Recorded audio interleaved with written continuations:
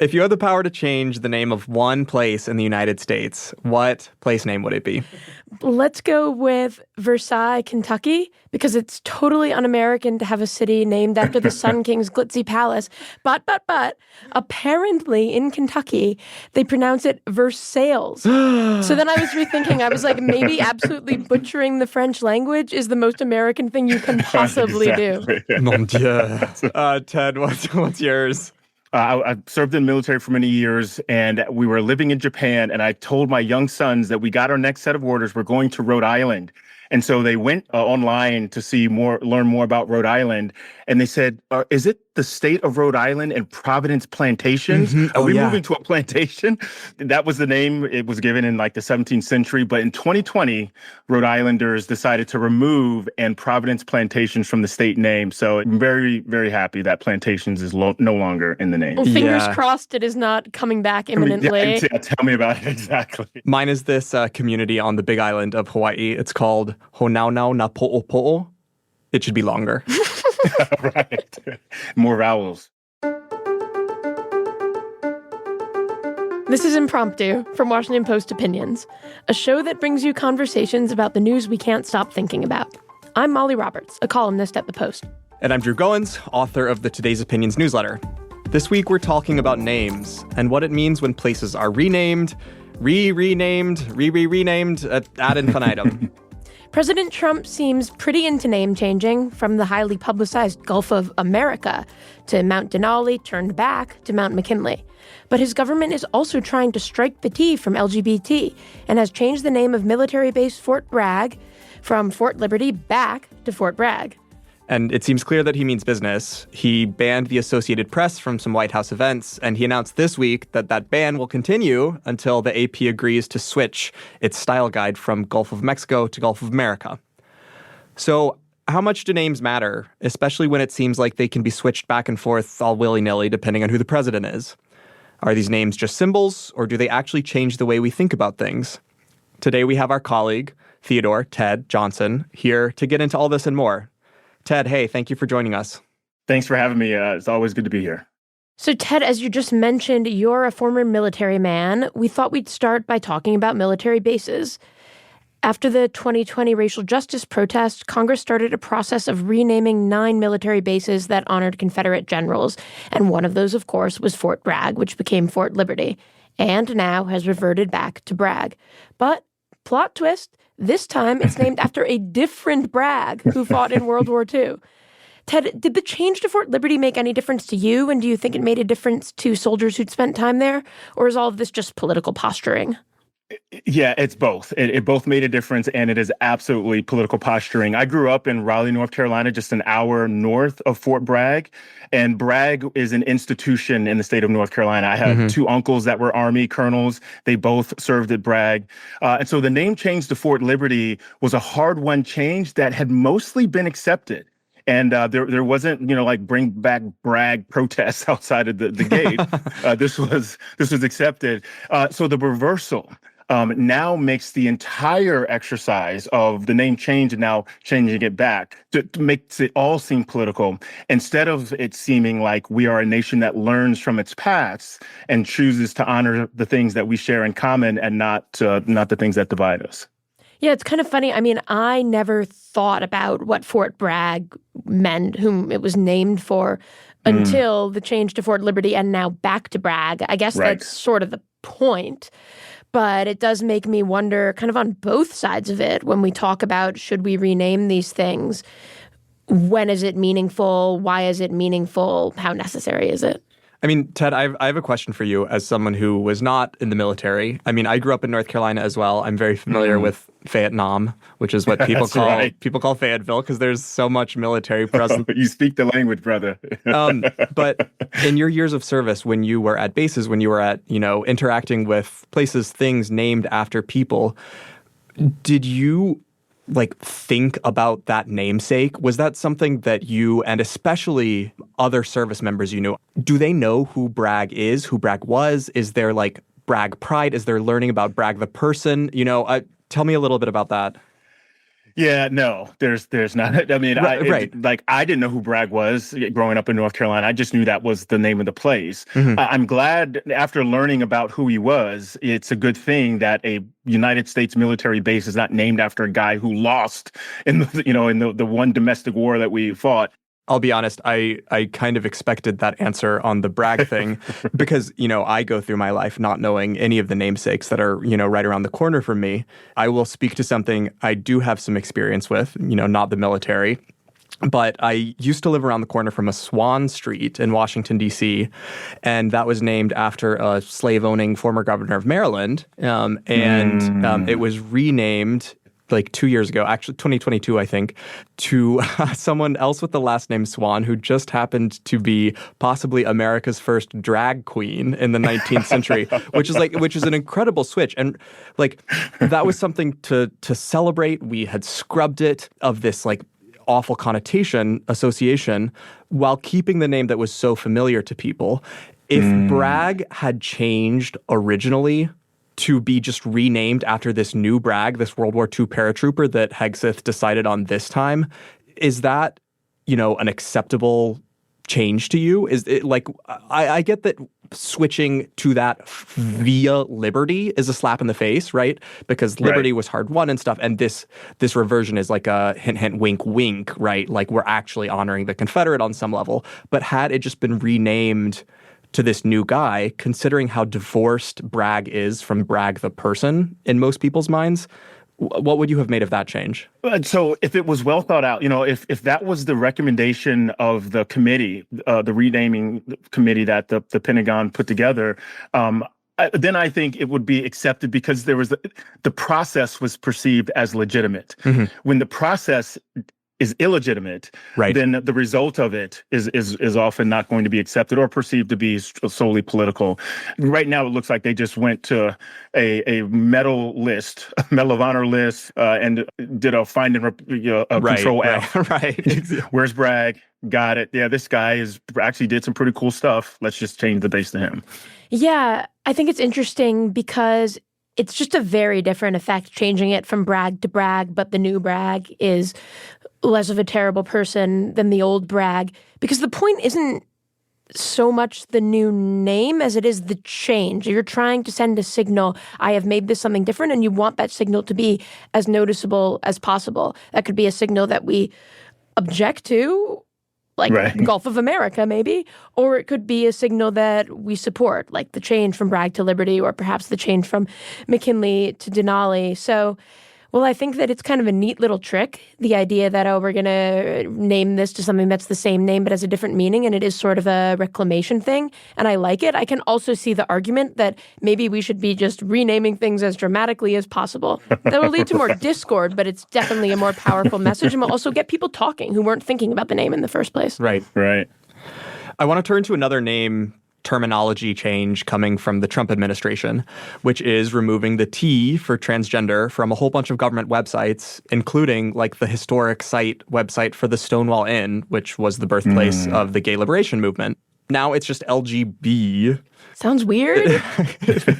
I mean, it's a little on the nose to literally erase transgender, right? It's like your Hawaiian name thing too, right? It needs to be longer. At this point, I hear that, and like that needs more letters at the end of it. But yes, of course, it's a little on the nose. It's very cruel. It's targeted at a population that's worried about cultural erasure, a gender identity that many on the right genuinely claim doesn't or shouldn't exist. It's very similar to the day one executive order declaring there are only two genders. The idea is that this goes beyond policy disfavoring trans people with, say, bathroom bills. It goes beyond writing them out of the law, and it goes all the way to writing them out of like our collective cultural understanding. And in the case of the Stonewall Inn, out of history. I don't know whether it'll work or whether it's just a super bigoted bit of signaling. Yeah, I think it's mostly signaling that will have damaging effects. on both the memories of the places and also how the public perceives them. In political science, they study messaging bills a lot, and these are bills often drafted in an assembly or in Congress somewhere. And the point of the bill is to send a message, maybe not even to pass it, but just to signal what your values are, where you stand, how far you're willing to go. And this administration has essentially tried to use executive orders to accomplish things that the other branches typically are supposed to do. And it just so happens that his executive orders have also taken on the flavor of mostly being messaging bills that also happen to have really damaging consequences. So when you rename things, you're telling the nation what you no longer care about and what you care about more. You're moving away from a name that is now less important than the name you've chosen. And even if nothing about the site changes, nothing about the story changes, the name change itself is a political action, and it signals a set of values. So removing Liberty and replacing Bragg in a process that wasn't really well thought out, or just arbitrarily deciding that a place like Gulf of Mexico that has had that name for 500 years should now be named after the United States of America, because I promise you it's not North America he's talking about in the Gulf of America. It signals a sort of inward turn of the country, as well as sort of a bigger ego and needing more geography to hold the exceptionalism of the nation. And maritime policy won't change in that Gulf, but because the name has it, it signals that the country has as well. There's a really interesting irony here to the power of naming, which I think nobody perhaps understands better than trans folks who, when they transition, pick a new name for themselves. And that is the most powerful decision that they make in their life, second to transitioning itself. I think we're going to talk a lot more about the power of naming, the power of renaming, what it says about our cultural values and everything. But that'll be right after the break.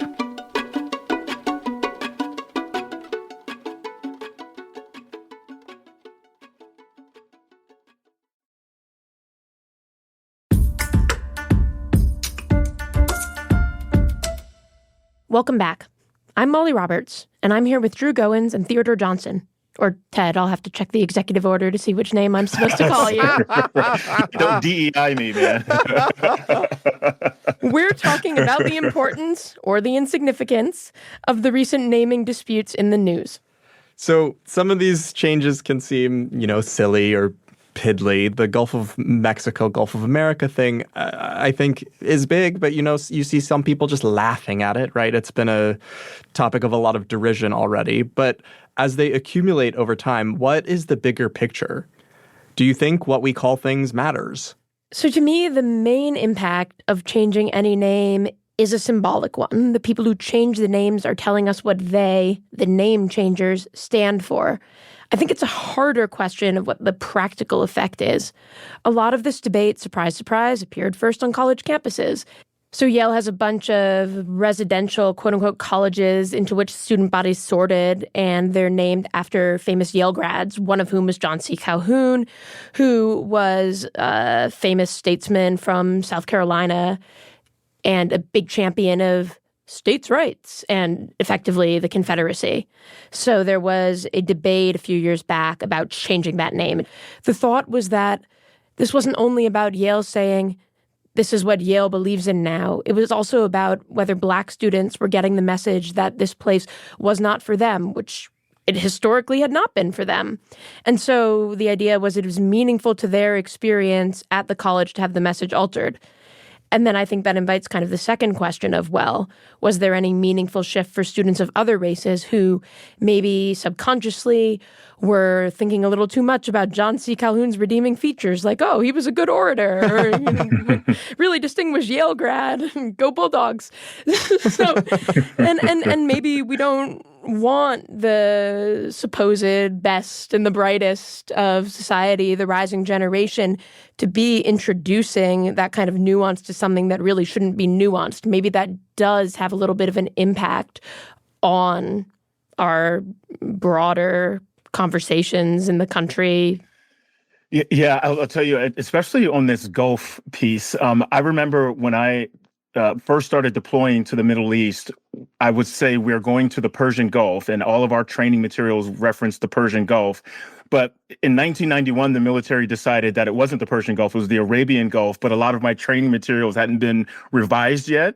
So I was training to call it one thing, and then once you get there, they don't use it Persian Gulf, they use Arabian Gulf. And that shift was a political one. It was to signal that the most important people in this area are the Arabic people and not the Persian people, which is to say not Iran. So deciding that it would not be the Persian Gulf wasn't just some arbitrary or historical decision.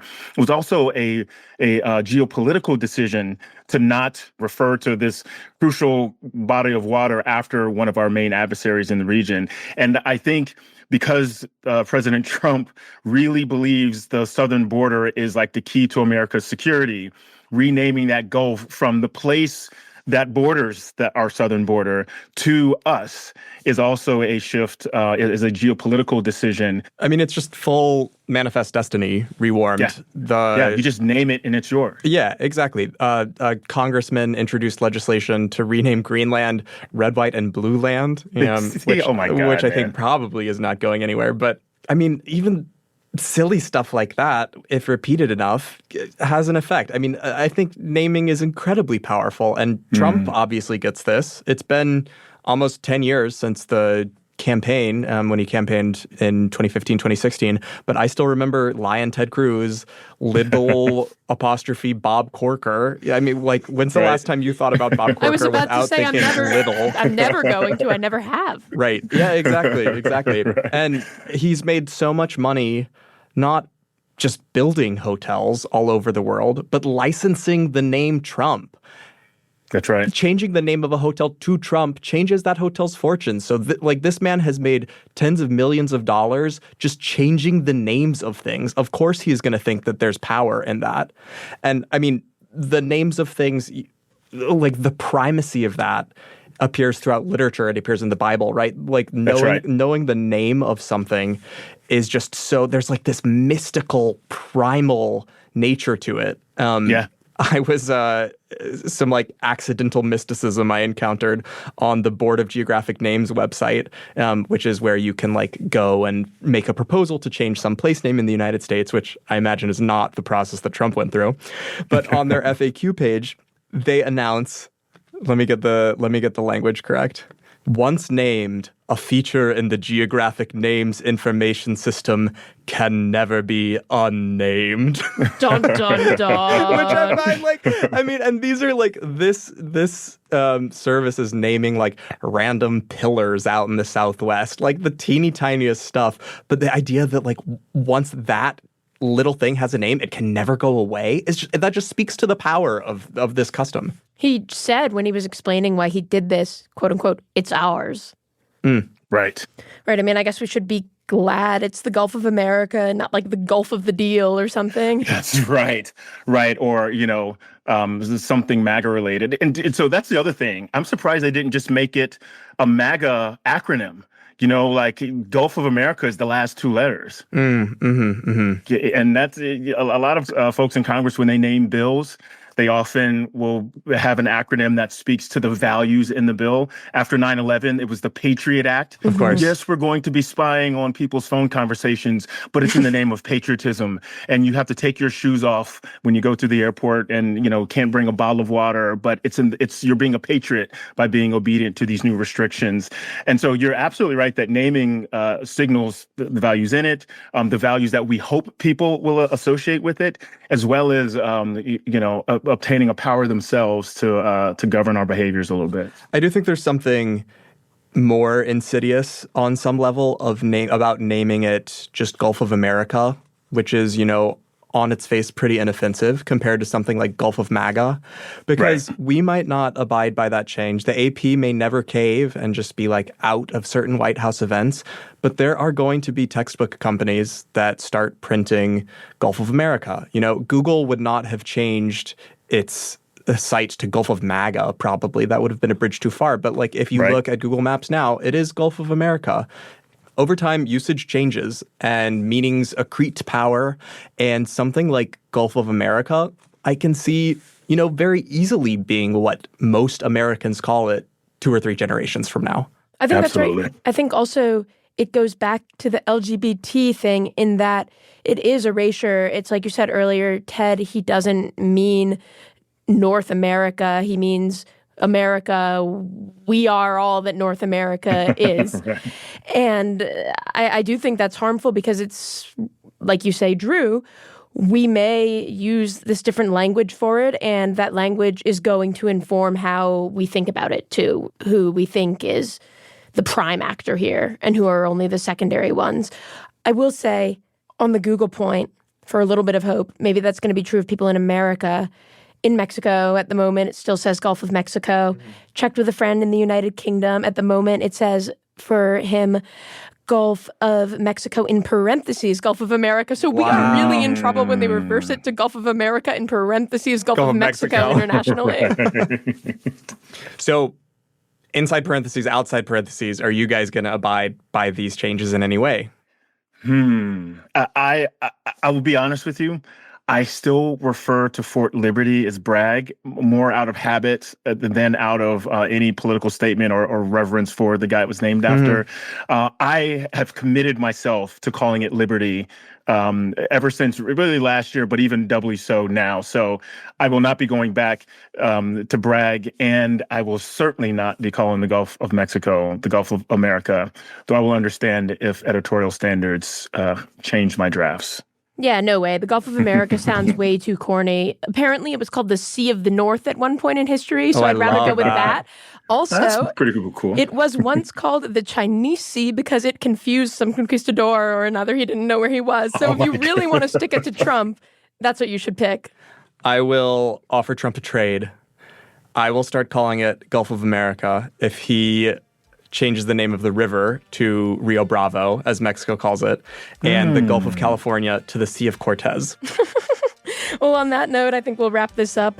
From Washington, Douglas City, that's as in Frederick Douglass. That's me signing off. It was great talking to both of you. Thanks, Molly. Thank you.